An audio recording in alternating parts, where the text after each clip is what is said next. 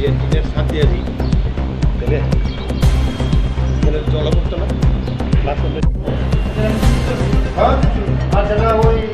এখানে এসি তো দেখলাম বহুত কন্ডিশন খারাপ।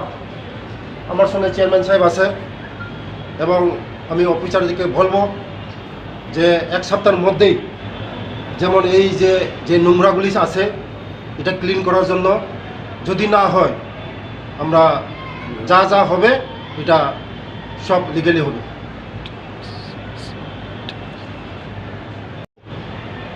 এটা আমরা দেখছি মানুষ দোকান দিতে পারে না, দোকানের অভাব, কিন্তু এখানে দেখলাম বেশিরভাগই দোকান বন্ধ। কেন বন্ধ? তার জন্য আমার সঙ্গে চেয়ারম্যান সাহেব আছে, আমরা বসবো, আমরা বসে রিভিউ মিটিং করব, রিভিউ মিটিং করে আমরা দেখব এই দোকানগুলি তুরন্ত খোলার জন্য আমরা এই মিটিংয়ের ব্যবস্থা করব।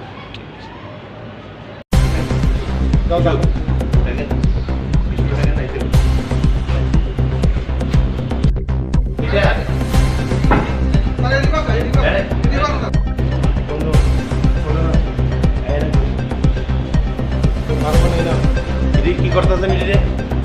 কে আছে টিভিতে?